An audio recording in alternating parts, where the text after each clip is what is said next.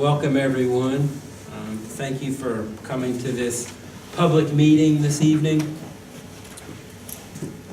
which is for the 2018 action plan for the HUD entitlement funds for Louisville, Kentucky. My name is Gabe Fritz, and I'm the Director of the Office of Housing and Community Development.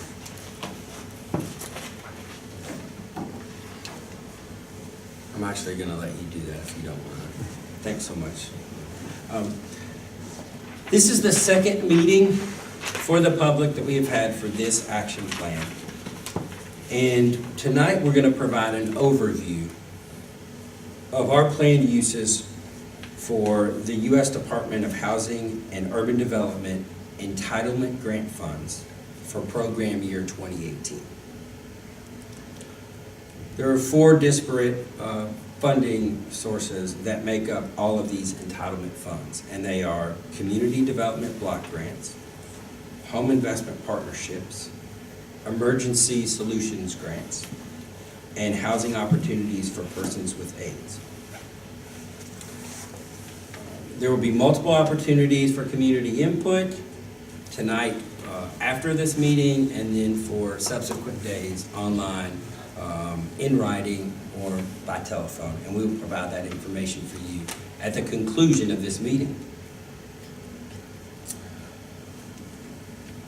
Additionally, a recorded video will be available on our website, hopefully by the end of the week or early next week.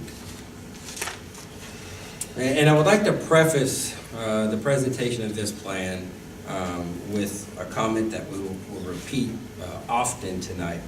We have not received official communication from HUD regarding our funding allocation for 2018, so we are making an estimated guess as to what our funding level will be for next year. Thanks, Melinda. So as of April 17th, we haven't gotten the exact amount, but for the purposes of drafting this budget, we made estimates that were based on the budget that was passed by Congress on the 22nd of March of this year. The final version of this plan will be due to HUD 45 days after the program year funding is announced. And we hope that that'll occur sometime early this fall, but we don't ever have an exact date. It's also important to note that the allocation of these funds is subject to approval by the Metro Council through the Metro fiscal year 2019 budget. So based on the slight increases across the board for HUD, our estimate for fiscal year 2018 allocation for Louisville is $16,308,135. You can see on the slide behind me the breakdown for the four disparate funding sources that I mentioned earlier. So for the Community Development Block Grant Program, we estimate that the funding allocation for program year 2018 will be $11,272,066. The home allocation we estimate to be $3,352,326. The ESG allocation we estimate will be $979,328. And the HOPWA allocation we estimate to be $704,415.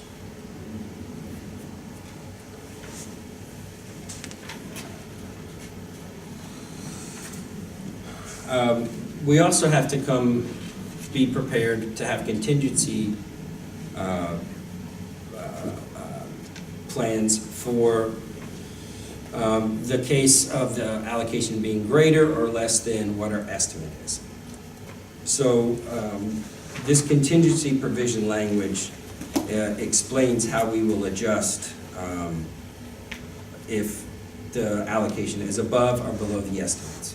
So in general, if the funding allocation is larger than we anticipate it to be, we will increase our we will increase our affordable housing homeowner unit preservation program. If the home allocation should increase, we will apply additional funding to the affordable housing development activity. Should ESG funding increase, additional funding will be applied to the rapid rehousing activity. And if HOPWA should increase, awards to the subrecipients will increase proportionally to each of them. If the allocations are below our estimates, the funding will be reduced for CDBG funds for vacant properties demolition, community services, economic development activities, and Russell NRSA rental rehab. If the home allocation decreases, funding will be reduced for affordable housing development activity. If ESG funding decreases, funding will be reduced for the rapid rehousing activity. And if HOPWA decreases, awards to subrecipients will decrease proportionally. Now, typically at these meetings, we have a representative at this time from the Louisville Metro Housing Authority to discuss the Choice Neighborhood Grant and provide a Beecher Terrace overview. Tonight, the Housing Authority is having a board meeting, and so we will not be having a representative join us, but I will provide a brief overview of the Vision Russell plan, which details the redevelopment activity that will be occurring at that site.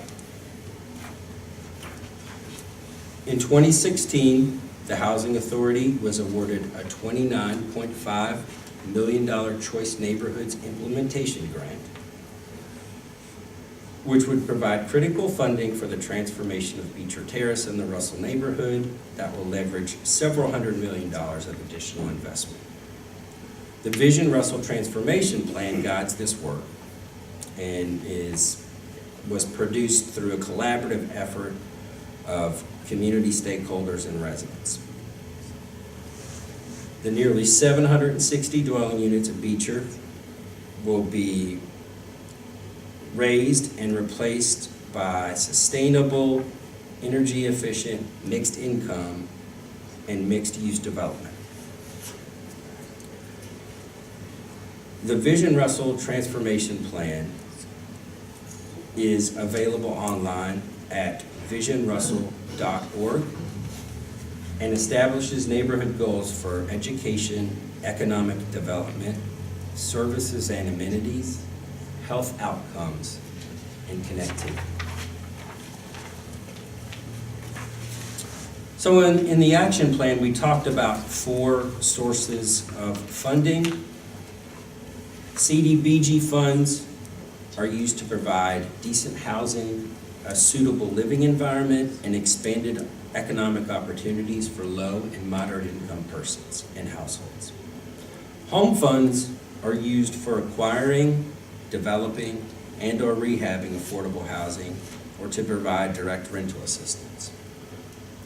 ESG, or Emergency Solutions Grants, are used to reach out to those that are living on the street, to support emergency shelters, to rapidly rehouse homeless individuals and families, and to prevent homelessness. HOPWA funds are used to provide housing assistance and related supportive services for low-income persons living with HIV/AIDS and their families. Again, HUD has yet to release the allocations for the 2018-2019 program year, but we anticipate funding levels will be specified as we introduced in earlier slides, for a total of $14.7 million.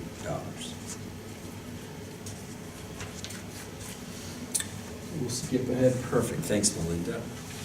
So Metro gets these funds because we are a participating jurisdiction, and we do the following 4 things. We present a 5-year consolidated plan, which we did in 2015. We present each year an annual action plan, which is what we are going to be presenting this evening. And then at the conclusion of each year, we present a consolidated annual performance and evaluation report, or a CAPR. And all of these documents are available on our website as well.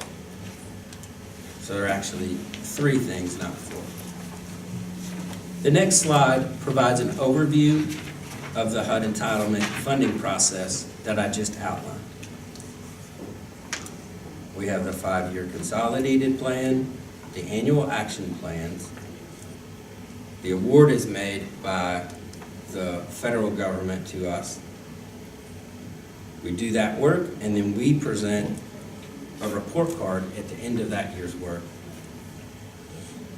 to certify that we met all of the goals that we established in the annual action plan.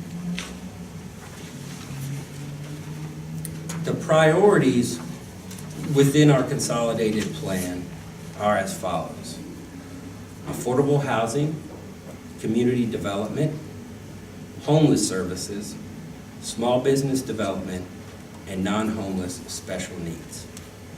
So when you look at the programs that we are investing in and the programs that we are funding, these will be the strategic initiatives that we will be interested in and focusing on. I'd like to go over a couple of a couple of accomplishments from program year 2016, which covers July of 16 through June of 17. I'm not going to go through every single bullet point that's listed on the slide, but I will hit a couple of highlights. 32 households received down payment assistance. So half of those are through our down payment assistance program, and half of those homeowners were created through the work that we do with the partnerships with our community housing development organizations in town, or CHODOs, one of which, Kevin Dunlap, is the representative for Rebound, is present here this evening. Nearly 2,000 persons received education and counseling services. This function is primarily provided through services at the Urban League. We are actually at the Urban League this evening, and Nicole Leachman, who administers that program for the Urban League, is present here this evening as well, and an important partner in the work that we do. Nearly 450 households were provided with home repairs and rehabilitation. We also invested in 3 AHD, or affordable housing development programs, for rental rehab, and which comprised 108 units. And then we had 2 additional affordable housing development projects underway that will yield 652 additional units. We also were invested in the demolition of over 50 blighted structures, made important streetscape improvements for sidewalks and streets, including accessibility modifications and street paving, multiple park improvements, including Wyandotte, Houston Quinn, and William Harrison Park.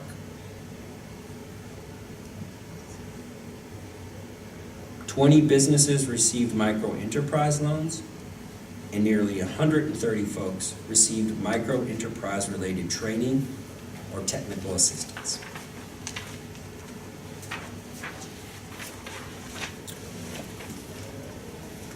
More than 50 households received tenant-based rental assistance,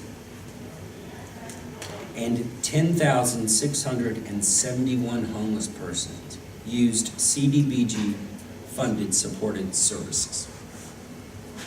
A dozen nonprofits served these nearly 10,000 clients, utilizing ESG assistance for street outreach, prevention, shelter operations, and other essential services. The Office of Resilience and Community Services Family Economic Success Program provided over 1,000 persons with job training skills to move towards self-sufficiency through referrals, case management, and financial empowerment and education. 38 households received HOPWA tenant-based rental assistance. Over 191 households received HOPWA STRMU assistance. 873 persons received HOPWA supportive services, and nearly 90 ADA compliant ramps were installed for persons with disabilities.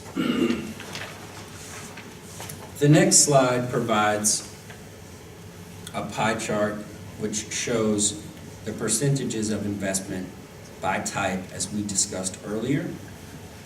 As you can see on this slide, more than a third of the investment that we make is in housing. It's just north of $5 million. Community development is represented by more than $3 million of investment. And homeless services, which comprises 21% of our funding and about $2.9 million of investment, is followed by our small business development work at about $574,000, and then our special needs at $1.1 million.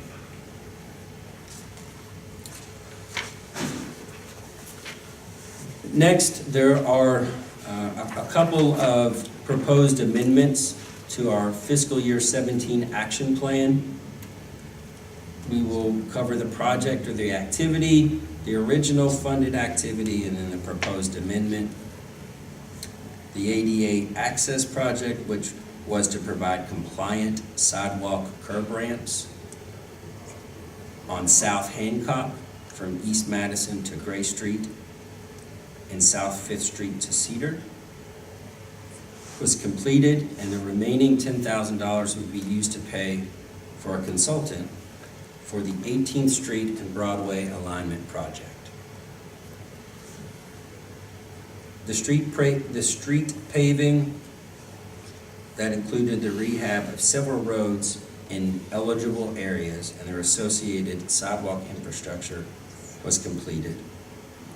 And the remaining $57,000 of funds would be used for the aforementioned alignment at 18th Street and Broadway. There is a huge development that's occurring at this intersection with the construction of the new headquarters for Passport, as well as a new YMCA. And there's a realignment that will be required to ensure traffic safety and accessibility. And this is a crucial and strategic project development and a very good reallocation of resources. Finally, the ADA access for facilities at the Southwest Government Center and the Central Government Center to ensure ADA accessibility was completed, and the remaining $8,000 would be used for Metro Council chamber doors at the public entrance to make them ADA accessible as well. So that's a little bit of a look backwards for program year 2017, and so looking at program year 2018, you can see that proportionally our investments are similarly aligned to the prior year, with slight increases, but maintaining a similar proportionality for housing, community development, and homeless services investments. Excuse me.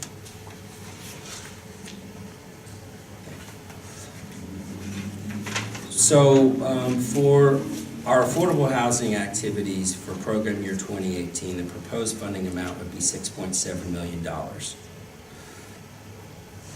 We will focus on new construction and rehab of affordable units. We're proposing a renewable energy pilot project. We will also focus on homeowner unit repair and rehab. Of course, our neighborhood revitalization strategic strategy area activities will be focused on owner-occupied home rehab and also rental rehab of affordable units. Our down payment assistance program and home ownership counseling and rental readiness counseling is a program that we're exploring as well. We will have a NOFA, or Notice of Financial Assistance or Funds Availability, in the fall of 2018. We anticipate that NOFA will be $2.9 million. And it will be to fund the development, either new construction or rehab, of affordable rental and owner-occupied units. We will have a set-aside of that NOFA in an amount estimated to be $502,849 for certified community housing development organizations, or CHODOs. Louisville Metro government must reserve no less than 15% of our home funds for this activity. The renewable energy pilot project that I mentioned earlier is intended to incentivize affordable rental developers to include renewable energy systems in their construction and rehab of affordable housing units. This is very important. We have reacted to community input conversations that we've had with partners across Louisville, but this is very important to minimize the operating costs for affordable housing units as well. So the interest in this pilot is not just for the particular property that we invest in, but also to serve as a model for projects moving forward that hopefully we can use as a point of reference for additional developments. We've also proposed $1.9 million for affordable housing homeowner unit preservation. This activity will primarily be executed through services such as emergency repair, roof repair, exterior coat alleviation, and lead-based paint abatement for primarily owner-occupied units. We anticipate that nearly 300 households will be served through this work. As we continue to target housing rehab and investment in the Russell neighborhood, which is a revitalization strategy area, we are allocating $200,000 for homeowner rehab and $300,000 for rental rehab. We think that we will serve 8 households for the homeowner rehab funds and 30 rental units. The service delivery costs for these home repair programs will be supported with approximately $1 million in CDBG funds. And we will dedicate about $100,000 in home funding for our down payment assistance program. We will have prior year carry forward to bump that total up exponentially, and we estimate that 40 households will receive down payment assistance in program year 2018 with the combination of both of those funding sources. We also hope to continue to fund home ownership counseling through the Louisville Urban League home ownership counseling program, as well as through legal aid through their tenant assistance program. And as I mentioned, we are exploring a pilot program at the Urban League to provide rental readiness training. And are you all continuing your foreclosure prevention work as well? Yes. Okay, thanks. We propose to allocate $103,000 of CDBG funding for this work. So now we'll talk a little bit about our community development activities.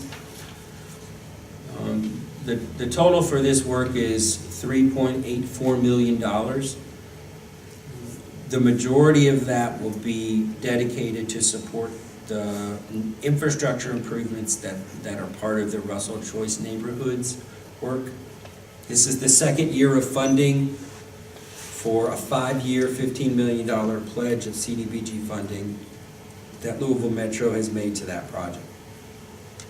We also are proposing $50,000 in CDBG funding for a Russell NRSA student leadership and enfranchisement pilot project, the goal of engaging young adults in the Russell neighborhood to determine a small public infrastructure project to support redevelopment efforts in Russell.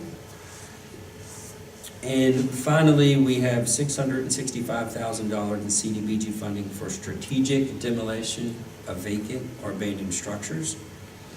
So through this partnership with Vacant and Public Properties Administration, which is also part of Develop Louisville, we hope to eliminate blight and encourage neighborhood revitalization through targeted and selective demolition of vacant and abandoned structures, which have been determined to be cost prohibitive to rehabilitate, and also to support the investments that we are making in properties across the community, particularly in Russell, through our home repair and rehab or rental repair and rehab efforts as well.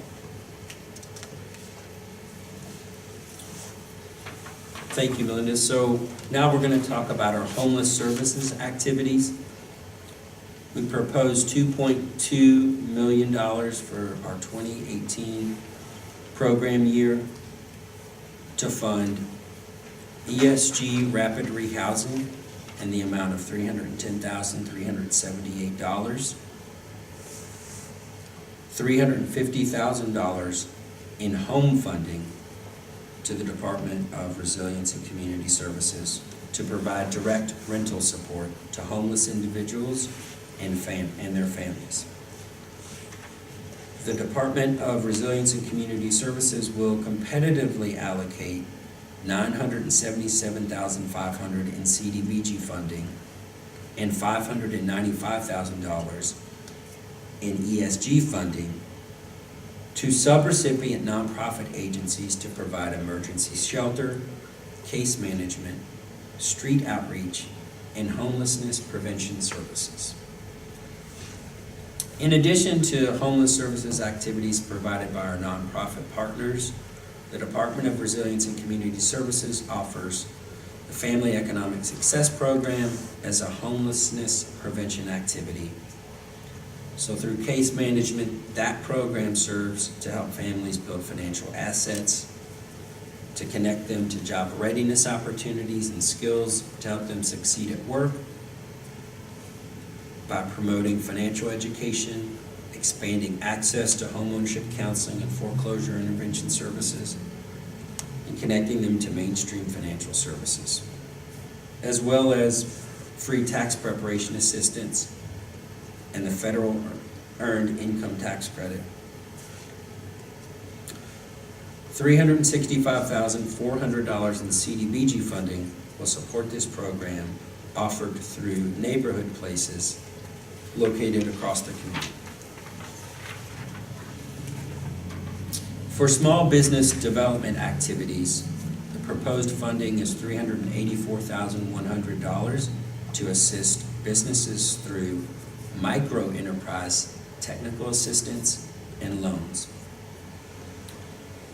Our sister agency, the Department of Resilience and Community Services, administers the micro business program, which helps low and moderate income individuals either start or improve a business.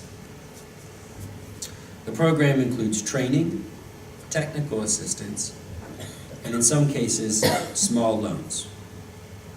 By definition, a micro business employs 5 or fewer employees, including the owner. As you can see in this slide, one of the recently assisted micro enterprise partners is Daddy Rich's, which is a full-service restaurant located at 611 West Oak Street, and which received a $10,000 loan to help with the acquisition of equipment, insurance, and supplies. Our non-homeless special needs activities are proposed to be funded at a level of $883,283. Louisville Metro Government provides funds for a ramp construction program administered by the Center for Accessible Living. This program constructs access ramps and removes accessibility barriers for disabled residents in order to increase both mobility and self-sufficiency. It is available for renter-occupied homes in addition to owner-occupied homes. We also propose to provide assistance for persons with HIV/AIDS and their families in the amount of $683,283 for tenant-based rental assistance, short-term rent mortgage, and utility assistance and supportive services. The specific breakdown of those funds will be established after RCS, the Department of Resilience and Community Services, makes awards to HOPWA subrecipient agencies. The next slide illustrates the administrative and planning costs for program year 2018, which will total $2,387,395.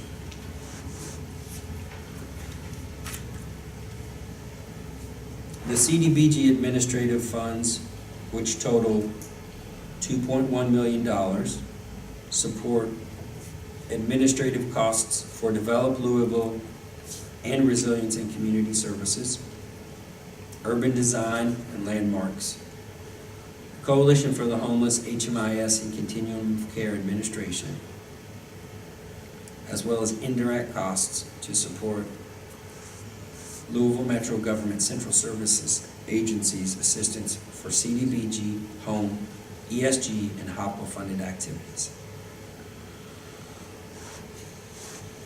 The home administrative funds support the Office of Housing and Community Development Down Payment Assistance Program Administration and rental portfolio asset management costs, as well as the RCS Home TBRA, Tenant-Based Rental Assistance Administration. The ESG administrative funds support the Office of Resilience and Community Services, ESG administrative costs. And HOPWA supports the same activity in the Office of Resilience and Community Services. As I mentioned previously, a draft of this program year action plan is available on our website at http // I always get that wrong. Two of those. LouisvilleKY.gov/government/housing community development/public notices, federal plans, and project compliance. We also have hard copies available at our offices, which are located at the Metro Development Center at 444 South 5th Street on the 5th floor. The offices of the Department of Resilience and Community Services, which are located at the Edison Center, 701 West Ormsby Avenue on the 2nd floor. All of the Louisville Free Public Library branches, as well as all of the neighborhood place sites across Metro Louisville. Typically, we submit this action plan in the middle of the year in May. It may be delayed this year with possible submission in June or into the early fall. It's dependent on when HUD releases their annual entitlement fund appropriations. This is the timeline for the balance of our activity related to this plan. We had our first public hearing at the beginning of March. We posted the draft of the plan on April 11th. This evening, we are having our second public hearing, and you will be able to make comments on this plan until May 11th, 2018, after which we will submit our plan to HUD when we find out exactly how much funding will be awarded to our city. You can certainly email or mail your comments to the Office of Housing and Community Development. Behind me, you have the mailing address as well as an email address, which is curtis.stauffer@louisvilleky.gov. The mailing address is Louisville Metro Government, Office of Housing and Community Development, attention Curtis A. Stauffer, 444 South 5th Street, 5th floor, Louisville, Kentucky 40202. You can also call if you would like to make your comments in that fashion at 502-574-2322. At this time, if any attendees have signed up to speak publicly, we will now invite them to make their comments in the order that they signed up. If anyone wishes to speak but did not sign up, please raise your hand and we will add your name to the list. Have we had anyone sign in to speak? Nicole? Yeah. Okay, so, excuse me. I'm Nicole Leishman. Nicole, if you wouldn't mind speaking in front of the camera. Oh, You can have a seat where Gabe was sitting, please. Thank you. Sit right here. I wouldn't have signed up if I were. Well, I, of course, am the director of housing here at the Louisville Urban League. And we do a lot of work for the community. And we're one of the only housing counseling agencies here in Louisville to service the entire city. So I was just hoping, or what are your thoughts on increasing our funding? It seems like it went down over the years, but we continue to do about the same amount of work, if not more. And without the funding, I'm not able to fully staff my department, because right now I have 3 full-time HUD certified housing counselors who are sharing about 350 to 400 families right now, which is over and above what a typical counselor can handle. So I'm short of staff, but with more staff, I'm able to do more of the work. We're able to increase our goals and just help more of the community. But without the funding, I could potentially lose staff. And right now we do about once a week we have these financially in tune orientations, which is about 2.5 hours, where we teach a room full of families who are interested in purchasing a home or participating in the one-on-one rental counseling. So I have about 15 to 30 people in the classrooms each week, and then they want to sign up for our program, and we can't, shut them out. We can't, keep them from coming. We want to help as many people as we can, but it sometimes pushes their appointments out so far, and it keeps them from getting started right away, to work on their budget and credit, improving their credit so they can eventually purchase a home for their families. Families, I think, need home ownership just to stabilize, communities, stabilize the family. So, as far as our budget is concerned, what are your thoughts on potentially increasing the funding so that we can potentially hire more counselors to service the city of Louisville, considering we're one of the only places that do it? I know another organization used to do it as well as us. But they closed their doors to the community and just kind of service their own portfolio of people.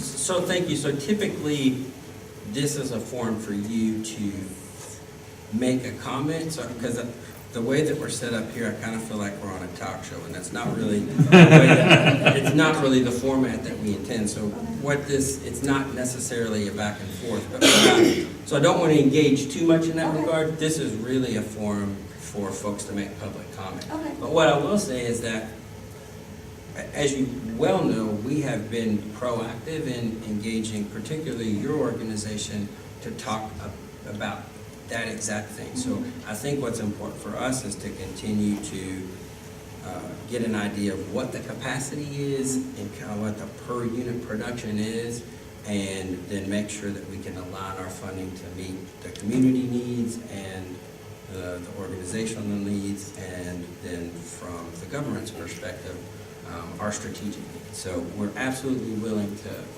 extending that conversation and continuing that conversation that we began several months ago in short order, because we need to finalize this in a couple of weeks. So what I can say is that we are absolutely open and willing to continue those conversations to make sure that we get that equalized. But in addition to that, I just want to let you all know that the funding that we receive from you is very, very, very much appreciated and is very, very important. It's, you know, it's a chunk of our budget, and without it, we would not be able to have as many counselors as we have, or service as many people as we're trying to serve. And this is definitely not for us. We're a nonprofit organization. It is for the community. We love making homeowners. We love turning people who are unable to rent into successful renters with the rental readiness workshops and the counseling. We want to continue to do that because, you know, even if we turn 75 people into homeowners, 75 families, you know, most of them have maybe 3 people in the household. That's changing over 200 lives. You know, potentially changing over 200 lives. So the money that you all give us, rather, you know, we'd love for it to increase, but if it just stays the same, we are happy because we're able to do so much, we're able to do a lot with the money that we receive. We appreciate the work that you do, and certainly the investment that we have made and continue to make is important in serving the folks that you talk about, that are the people that then become the new homeowners, which is so vital to wealth creation. Right. And generational wealth that a lot of folks don't have access to. So appreciate your work and look forward to continued conversations. Thank you so much for being present tonight and making comment. Absolutely. Do we have anybody else signed up? I don't believe we do. And my name is Curtis Stauffer. I'm the Assistant Director of the Office of Housing and Community Development. I just want to say any comments received within the comment period by close of business on May 11, 2018, that pertain to the uses of these specific entitlement funds will be addressed in the final action plan submitted to HUD. And that document will be available publicly once that document is submitted to HUD for review. So as long as a comment pertains to the uses of these funds as is appropriate, we will respond to the comment as needed. And we appreciate any comments the public has.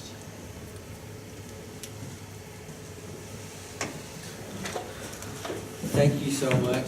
Thank both of you. We really appreciate your work this evening. Thank you so much for attending, and please provide any comments or feedbacks through the 11th. Thank you so much.